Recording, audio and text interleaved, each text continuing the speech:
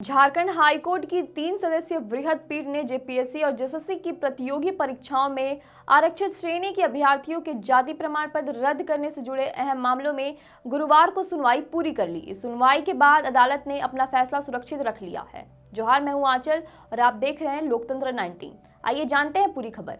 मामला उन अभ्यर्थियों से जुड़ा हुआ है जिन्होंने आयोग द्वारा निर्धारित आवेदन की अंतिम तिथि के बाद जाति प्रमाण पत्र प्रस्तुत किया था। इसको लेकर याचिकाएं दाखिल की गई थीं, जिनमें कहा गया था कि जन्म से अनुसूचित जाति या अनुसूचित जनजाति होने के कारण जाति प्रमाण पत्र की तिथि का कोई महत्व नहीं होना चाहिए और आवेदन की अंतिम तिथि के बाद प्राप्त प्रमाण पत्र भी स्वीकार किया जाना चाहिए। मुख्य न्यायाधीश तरलोक सिंह चौहान, न्यायमूर्ति आनंद सेन और न्यायमूर्ति राजेश शंकर की खंडपीठ ने इस मामले में करीब 3.5 घंटे तक सभी पक्षों की दलीलें सुनी। यह मामला इसलिए भी महत्वपूर्ण था क्योंकि इससे पहले झारखंड हाईकोर्ट की 2 अलग अलग खंडपीठों ने इस विषय पर अलग अलग निर्णय दिए थे, जिसके बाद इसे वृहद पीठ को रेफर कर दिया गया ताकि एक स्पष्ट और समान निर्णय दिया जा सके। याचिकाकर्ताओं की ओर से वरिष्ठ अधिवक्ताओं ने अदालत में यह तर्क दिया कि जाति जन्म से निर्धारित होती है, इस कारण प्रमाण पत्र की तिथि या फॉर्मेट में कमी के आधार पर आरक्षण का लाभ ना देना असंवैधानिक है। अधिवक्ताओं ने दलील दी कि यदि किसी अभ्यर्थी का प्रमाण पत्र आवेदन की अंतिम तिथि के बाद का है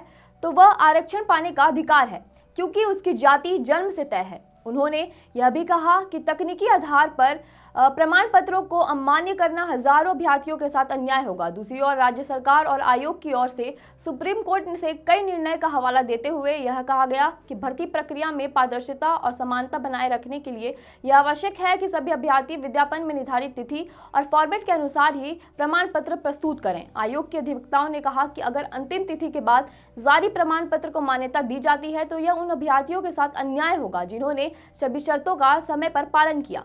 आयोग ने यह भी स्पष्ट किया कि विज्ञापन में साफ तौर पर उल्लेख था कि आवेदन के समय जाति प्रमाण पत्र प्रस्तुत करना अनिवार्य होगा और यह भी आवश्यक है कि वह प्रमाण पत्र निर्धारित प्रारूप में हो। अगर कोई अभ्यर्थी तय फॉर्मेट में अलग अलग प्रमाण पत्र देता है तो उसे स्वीकार नहीं किया जा सकता।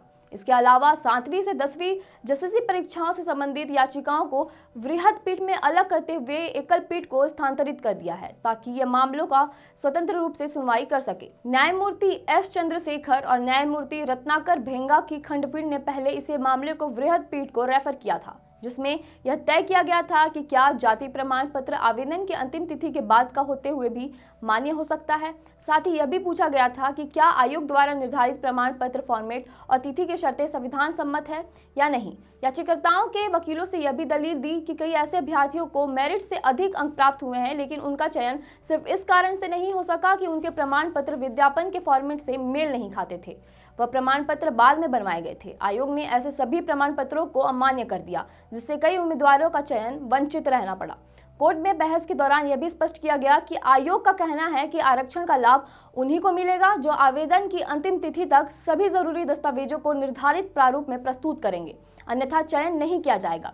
इस पूरे मामले पर सुप्रीम कोर्ट ने कई पूर्ण निर्णयों का हवाला देते हुए आयोग के अधिवक्ताओं ने कोर्ट को यह भी बताया कि जाति जन्म से निर्धारित होती है, लेकिन भर्ती प्रक्रिया में तकनीकी नियमों का पालन भी उतना ही अनिवार्य होता है। किसी विशेष तिथि का प्रमाण पत्र की अनिवार्यता को नजरअंदाज नहीं किया जा सकता क्योंकि इससे पूरी चयन प्रक्रिया की निष्पक्षता प्रभावित होती है।